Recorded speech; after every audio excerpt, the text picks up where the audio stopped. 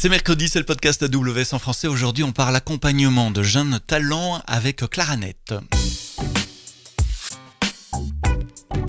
Le podcast AWS en français. Sébastien Stormac. Bonjour, bienvenue dans le podcast AWS en français. Tous les mercredis, une semaine sur deux, on parle équité, inclusion, diversité, vous le savez, avec une invitée aujourd'hui, Kahina Idiri. Tu es directrice des partenaires chez Claranet France. Tu étais au Summit AWS qui a eu lieu il y a quelques semaines, c'était le 9 avril, au Palais des Congrès à Paris. Tu as été dans une table ronde qui parlait de leadership inclusif et on s'est dit que ça valait la peine de creuser un peu ce sujet que tu as abordé pendant la table ronde et d'où ta présence ici avec nous et avec les auditeurs du podcast aujourd'hui. Merci d'être là. Ma question bateau, toujours pour commencer, pour mettre le contexte, Claranet, c'est quoi ?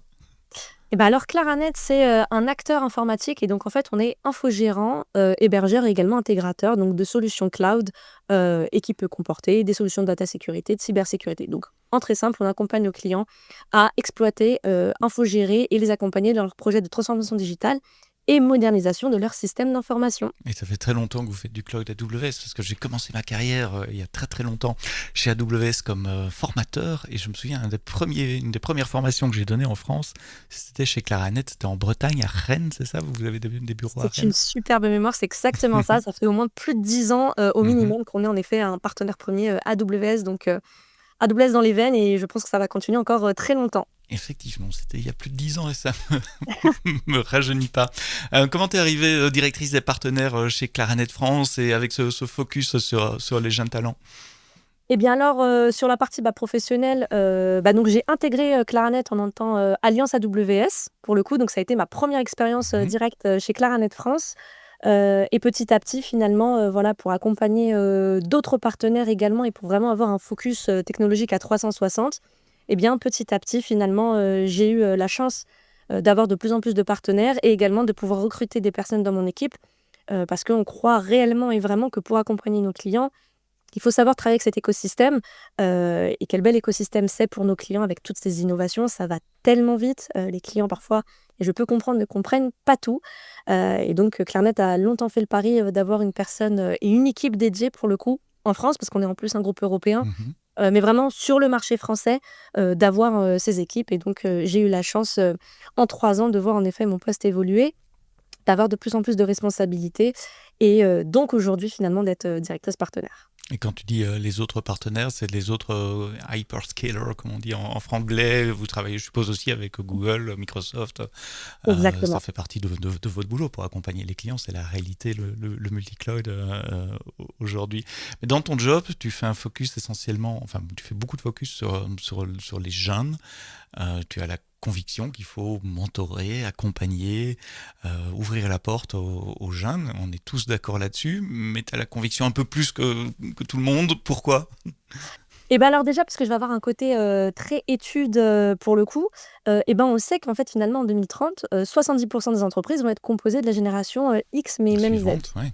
Exactement. Et donc, en dehors du défi qui est un peu plus personnel, qui va me tenir à mon cœur, c'est que je pense, d'un point de vue aussi en fait performance ou durabilité des entreprises, il va falloir composer avec ces jeunes qui sont déjà dans une entreprise, donc on ne parle pas de jeunes très lointains, et qui vont être à terme finalement même les futurs leaders.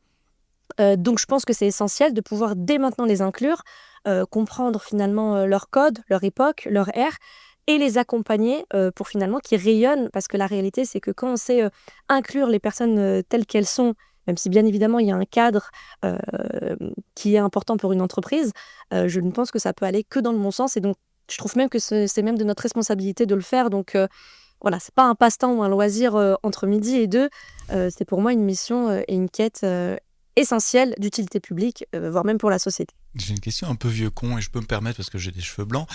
Il y a un challenge spécifique pour accompagner les jeunes en entreprise ? Pour le voir au quotidien. Oui, justement, explique-moi. Et ouais.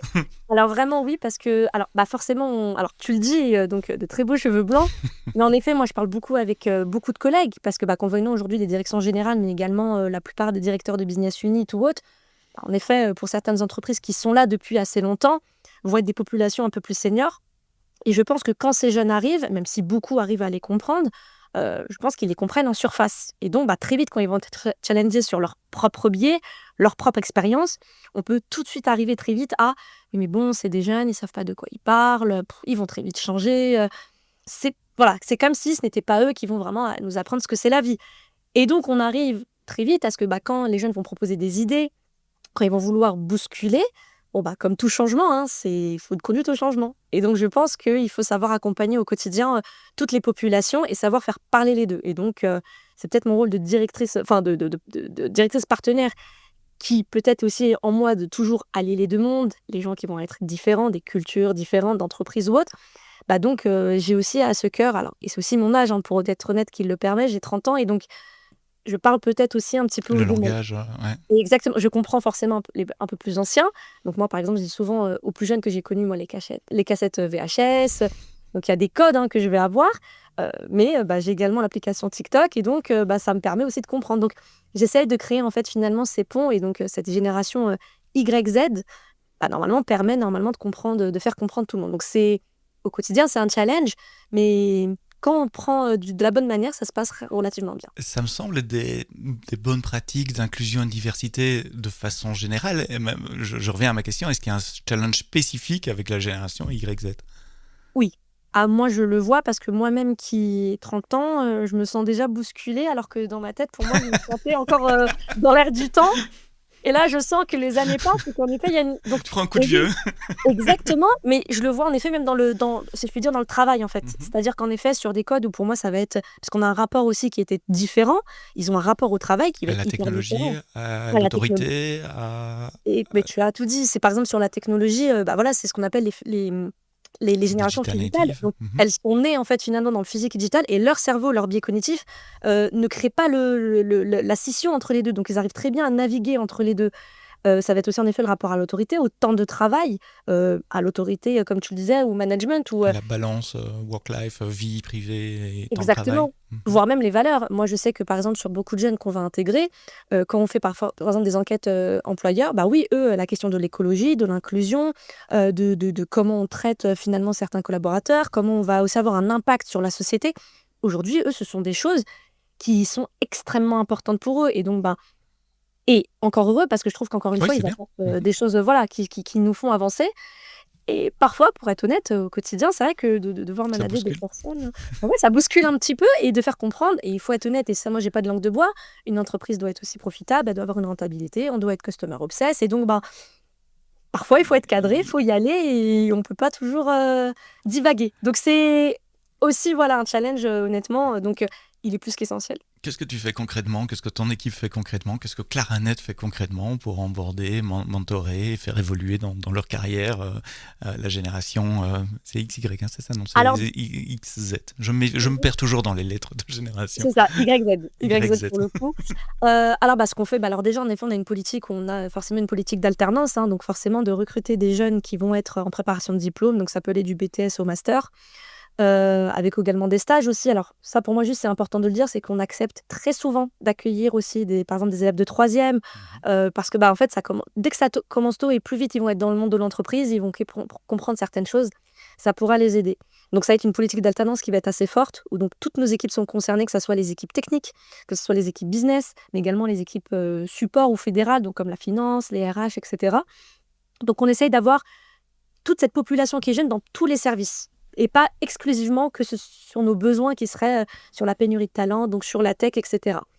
Ça va être aussi des phases d'onboarding, donc un peu plus spécifiques justement à ces jeunes, et donc identifier les tuteurs, les gens qui veulent accompagner des jeunes, et ne pas imposer à des collaborateurs, parce que ça, malheureusement, quand c'est fait, ça devient très vite catastrophique. Et leur donner du temps aussi.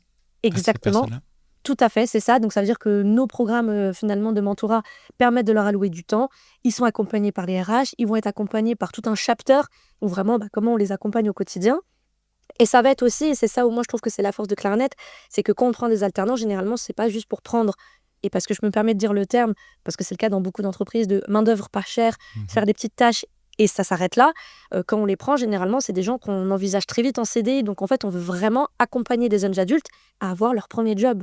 Et ce qui est essentiel entre 20 et 26 ans, c'est le moment dans le cerveau, entre guillemets, d'un jeune adulte où tout va se bâtir, construire des relations qui vont être profondes, construire sur la durabilité, un système de valeurs. Et donc, on veut les accompagner jusqu'au bout et ne ne pas laisser ce sentiment laissé. Et un dernier point aussi, c'est qu'on a une campus manager. Donc, il y a quelques temps, enfin, il y a maintenant quelques années, Claranet a dédié une personne vraiment aux relations écoles et qui gère en fait ce pôle d'alternants parce que forcément, ça libère la parole s'ils vont avoir quelqu'un de dédié. Parce que forcément, est-ce qu'on va tout dire à son manager? Est-ce qu'on va tout dire à la direction? Et donc, ils ont quelqu'un qui réellement les accompagne au quotidien et qui fait ce lien également avec l'école. Parce que c'est aussi important de voir est-ce qu'on a des élèves qui sont en décrochage scolaire? Est-ce que des choses ne vont pas? Et aussi, on libère la parole pour dire que même s'ils rentrent chez Claranet en tant qu'alternants, ils ont le droit de dire que finalement, ça leur plaît pas, que finalement, c'est pas leur voie et qu'il n'y a rien de grave. Et que c'est aussi pour ça qu'on les onboard et qu'on les prend. Moi, j'ai eu le cas, pour être honnête, d'une jeune alternante qui me disait finalement, moi, l'IT, j'ai l'impression que c'est pas pour moi. Et c'est pas pour toi pour le moment et c'est pas grave et il va rien se passer de grave. Et donc, on a terminé, ça s'est super bien passé, on a toujours contact. Et c'est aussi ça, c'est accepter que ça va pas être dans notre réussite à nous à l'instant T, mais en tout cas, on aura permis à quelqu'un de savoir ce qu'elle veut ou ce qu'elle veut pas. Je suis naïf, mais tout le monde n'engage pas des jeunes. Enfin, je veux dire, dans une entreprise, il faut un panaché de différents talents, que ça soit d'origine culturelle, scolaire, philosophique et d'âge différents. Il faut vraiment être intentionnel pour faire un focus là-dessus. Oui, et intentionnel sans en faire un sujet politique. Parce que pour être honnête avec toi, dès qu'on parle d'inclusion, n'importe laquelle soit-elle, moi j'ai tout de suite le droit au mot « Ah oui, c'est le wokisme, ah oui, c'est les US, ah oui, c'est les quotas ». Et donc, il y a comme une sorte « il faut faire pour faire ». Et ça, je le vois, ça ne fonctionne jamais. Donc, à partir du moment où on dit « il faut des alternants parce qu'il faut respecter un quota, etc. », ça ne fonctionnera pas. De passer par le devoir, c'est plutôt de passer finalement par la conviction. Et c'est là où je dis que pour le coup, on essaye, nous, quand même, au quotidien, d'avoir ce sens. Et pas juste dans le faire pour faire, parce que malheureusement, quand on va être dans ce cas-là, et pour l'avoir vu dans d'autres entreprises, et honnêtement, pour l'avoir subi en tant qu'alternante également, ça peut réellement avoir un impact extrêmement négatif sur les jeunes qui vont perdre confiance en eux, qui vont se dire finalement, ce secteur ou ce métier n'est pas fait pour moi. Et donc, oui, beaucoup d'entreprises aujourd'hui, tout le monde fait de l'alternance, mais comme je te le disais, malheureusement, moi, j'ai beaucoup entendu d'entreprises qui prennent des alternants pour une main-d'œuvre pas chère et qui finalement veulent leur confier des tâches comme une personne confirmée sans comprendre qu'il faut l'accompagner et sur la partie professionnelle, mais également sur le mindset et sur la personnalité, enfin, et sur l'être humain. On est en train de former quelqu'un qui va se positionner dans la société. Donc, l'aspect psychologique, à mon sens, est important et donc il faut en parler. Et donc, c'est tous ces sujets qui font qu'il y a ceux qui vont le mettre sur une vitrine ou sur un site web et afficher des chiffres, et ceux qui peut-être vont être un peu plus discrets, mais au quotidien, finalement, qui vont faire les choses. Comment tu fais passer ce message en interne? Comment tu convaincs? Comment tu fais changer le mindset, justement, la philosophie de tes collègues dans différents départements? Parce que c'est pas que toi qui engage, c'est Exactement. à l'échelle au moins de Claranet France, peut-être du groupe. Exactement. Alors déjà, je vais avoir en effet la modestie que c'est pas du tout moi qui ai révolutionné ce sujet. Et c'est aussi pour ça que je continue, enfin que j'ai rejoint et que je continue chez Claranet France, c'est qu'aujourd'hui, on a une écoute de la direction qui est assez incroyable sur ces sujets et qui, en fait, a ce mantra, déjà avec une culture qui est très entrepreneur, parce que Claranet a racheté beaucoup d'entreprises, et donc ces entrepreneurs qui ont été rachetés avec leur entreprise sont restés. Et donc, il y a toujours cette notion de, on comprend que pour tenir dans le temps, il va falloir qu'on prenne constamment les changements d'époque, de culture, de manière importante. Donc déjà, il y a une écoute. Donc, c'est pas comme si je partais avec mon petit bâton de pèlerin et à chaque fois que j'aimerais ramener un sujet, on me fait comprendre qu'il faut rester sur le côté. Mais par contre, comment au quotidien, c'est comme je le disais, c'est tout bête, mais c'est juste déjà de libérer la parole et de manière honnête. Donc moi, je sais que quand je vais parler avec plein de personnes, tout le monde est convaincu sur le papier, parce qu'il faut être honnête, tout le monde va être peut-être papa, maman, ou va avoir des petits frères, des petites sœurs, ou va être ce jeune aussi. Donc c'est aussi les personnes qui nous entourent, tout le monde a cette conviction de base. Et quand après, il faut l'appliquer sur le terrain, c'est ce que je disais, c'est qu'on libère la parole et qu'on se dit les choses ouvertement. Il y a une valeur, par exemple, chez Claranet, qui est le parler vrai.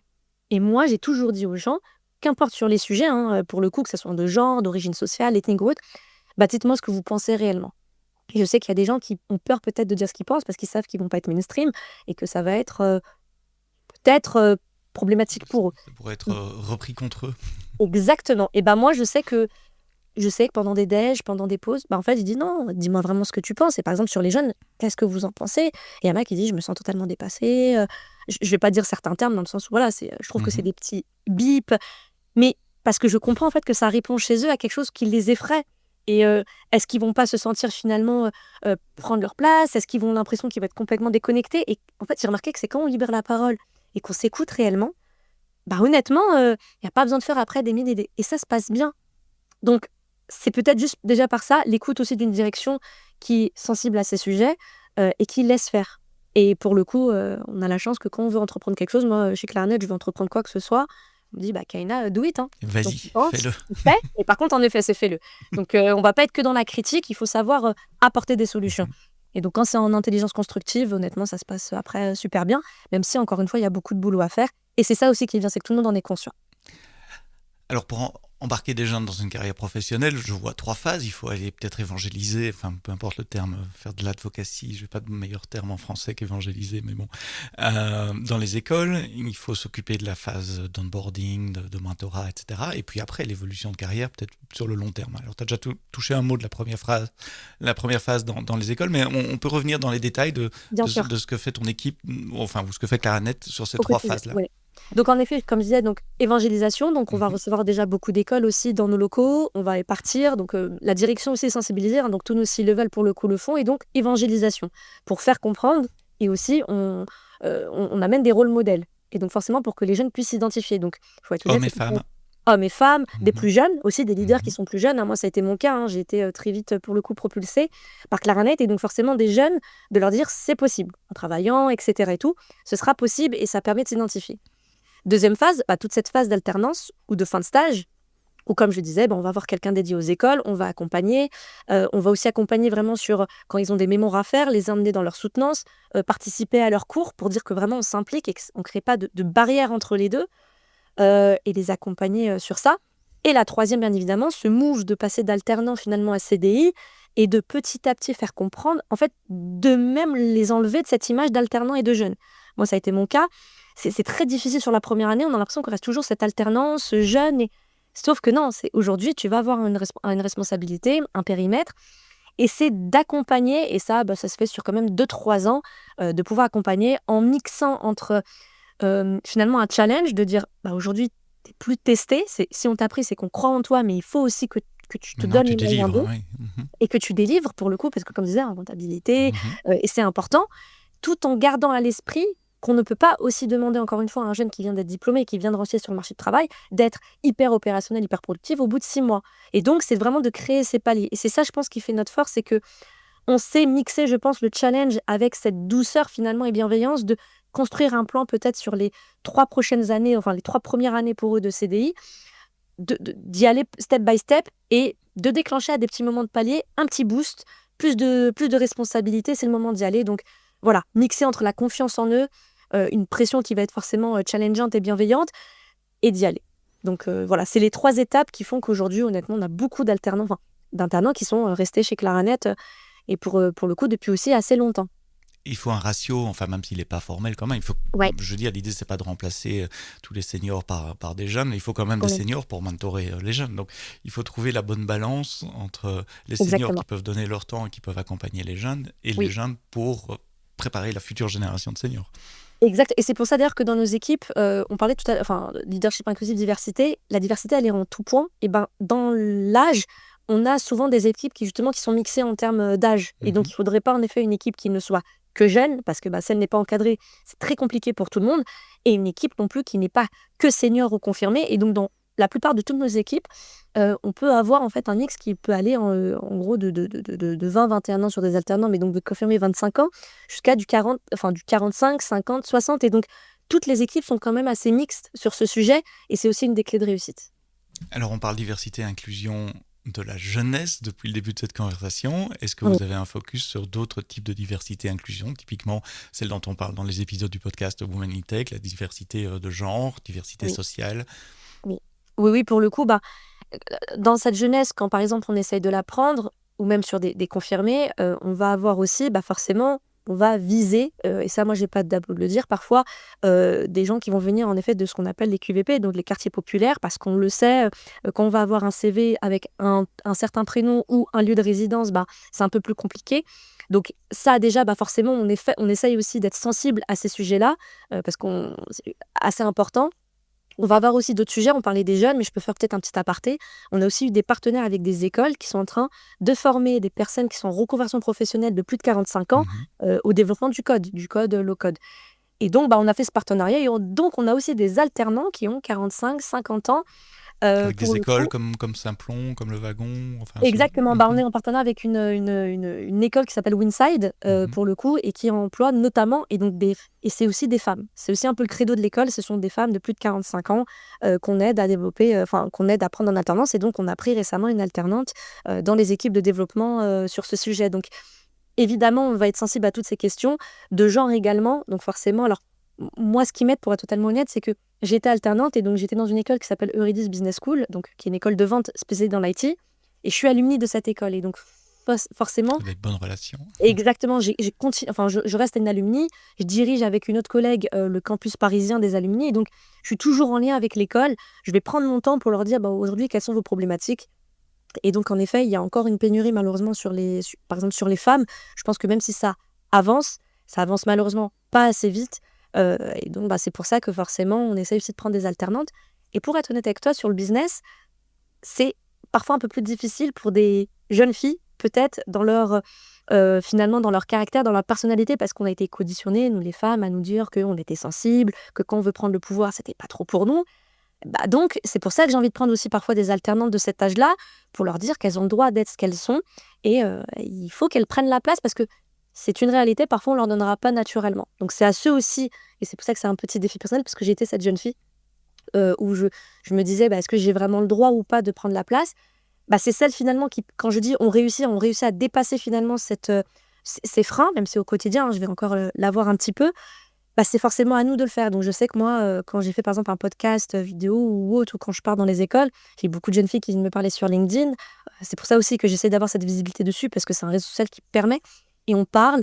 Et encore hier, voilà, je parlais avec une jeune fille qui me disait un peu ça, ce qu'elle pensait en off, et elle se sent pas encore libre d'en parler dans d'autres entreprises. Et donc, je vais être aussi peut-être, excuse-moi du terme, mais un peu peut-être cette grande sœur. Ça me Mhm. tient à cœur d'accompagner justement un peu quand même ces jeunes filles, de leur dire cette sororité, on va y arriver, et ça va prendre son temps, mais on est tout ensemble pour y arriver. Ouais, c'est à la fois un rôle modèle pour montrer, voilà, moi je l'ai fait, c'est possible, et puis Ouais. un accompagnement, un mentorat, c'est peut-être un grand mot, mais un accompagnement pour montrer comment y arriver aussi, faire jouer du réseau, donner des conseils, écouter probablement aussi, rassurer.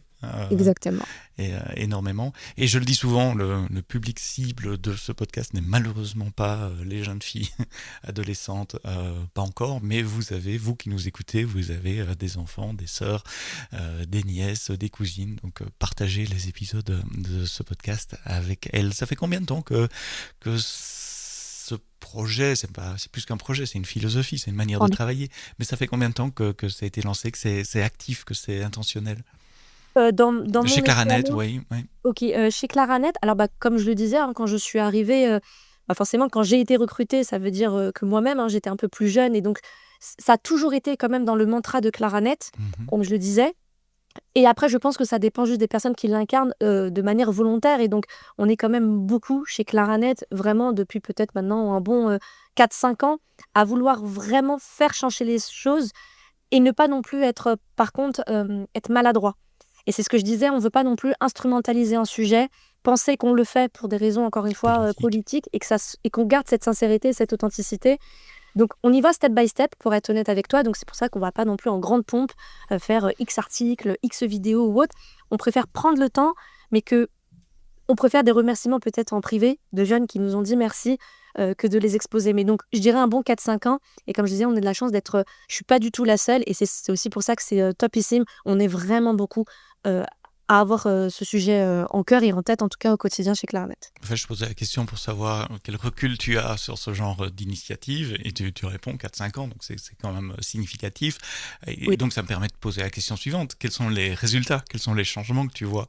Si tu regardes Claranet d'il y a 5 ans, Claranet de maintenant, quels sont les changements Ouais. que tu vois?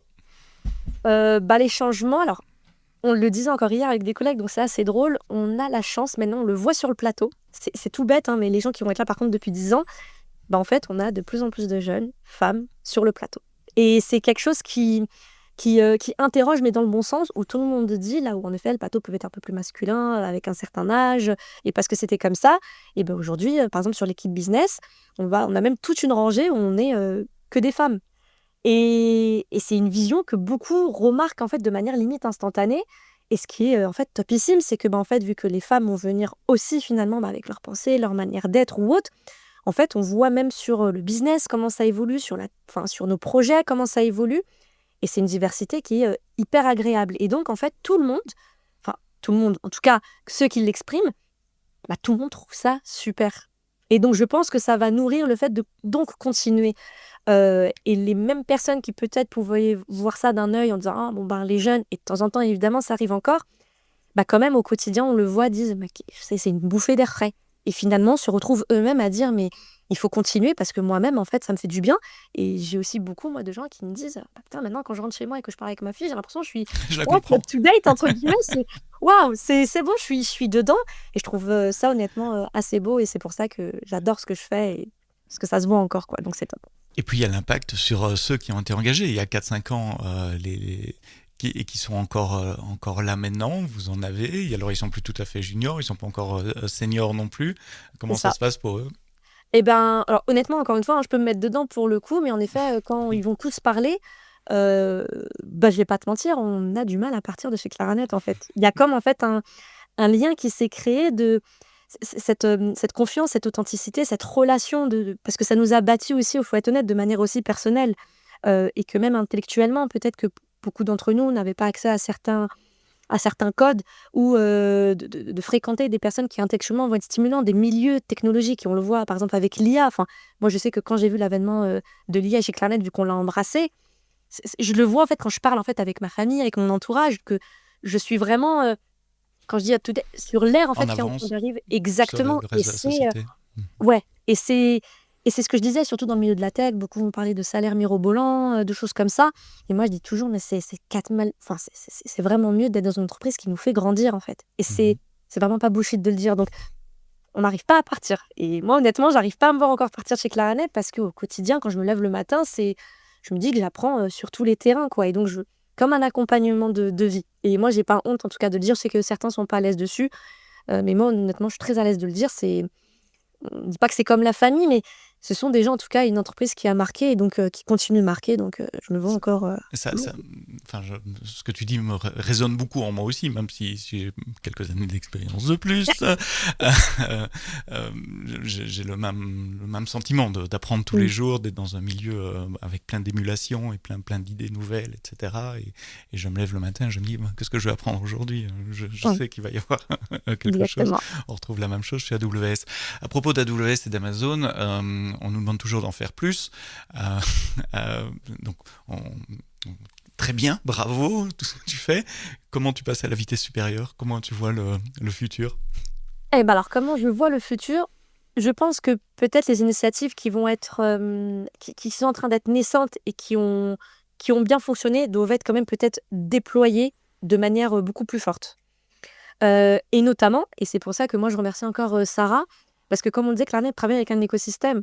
Et donc je pense que le fait, déjà de par ce podcast, pour moi c'est des choses qui... Sarah est la personne qui gère le programme Women in Tech chez AWS et qui organise notamment ces podcasts. Mais continue, excuse-moi. Exactement, non, donc en effet, moi j'aimerais par exemple à terme, et on en parlait nous aussi en effet avec la direction, c'est donc déjà d'intensifier, donc on va forcément tenter d'augmenter, de continuer, de sensibiliser nos collaborateurs aussi à ces sujets, donc continuer encore une fois d'en parler, de faire des programmes, et cette fois-ci peut-être comme un business plan finalement, de vraiment acter et de voir comment on s'engage plus, et aussi peut-être de ne pas le faire tout seul. Et donc c'est pour ça que, comme je disais, moi avec AWS aujourd'hui, par exemple, les jeunes qui vont venir vont travailler tout de suite avec l'écosystème AWS. Je le vois aussi au quotidien dans mon rôle d'alliance. Les personnes avec qui je parle côté AWS sont aussi des jeunes pour beaucoup. Et donc, en fait, on parle ensemble. Et donc, moi, je sais qu'il y a d'anciens euridiciens qui sont chez AWS. Et donc, on va continuer, nous, de s'allier aussi et dans le boulot, mais aussi à côté. Comment on sensibilise nos entreprises, comment finalement on intervient aussi dans les écoles. Et donc, Si je peux parler d'une action concrète, on est donc en avril, dans quelques jours, entre guillemets, on va recevoir une quarantaine d'étudiants dans les locaux de Claranet d'Eurydice pour expliquer la tech, l'IA, les contextes géopolitiques, etc. Et ben ça, on ne veut plus le faire qu'une fois tous les 6 mois.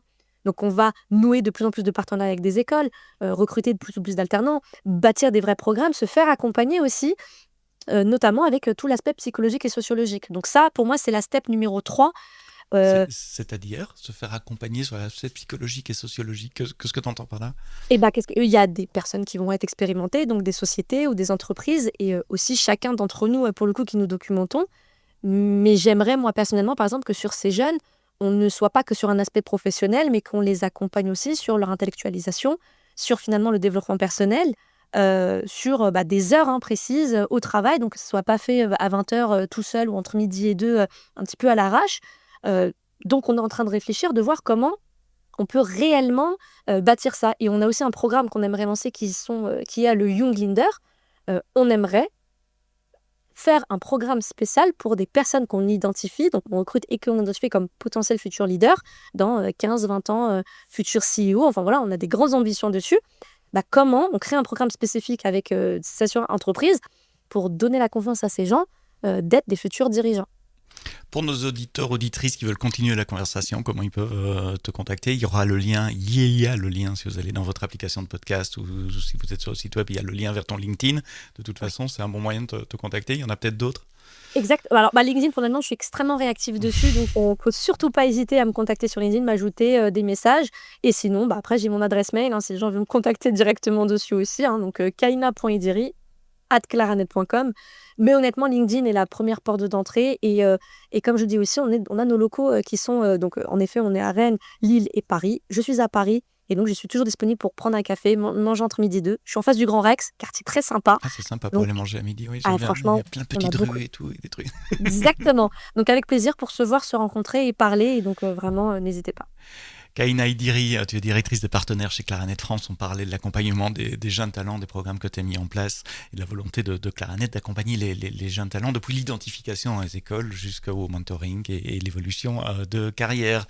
Merci pour tes explications très claires et passionnées. Merci à vous d'avoir écouté cet épisode du podcast AWS Women in Tech jusqu'au bout. Rendez-vous vendredi pour un nouvel épisode. Je suis en train de regarder dans mon planning si je peux vous dire de quoi qu'on va parler.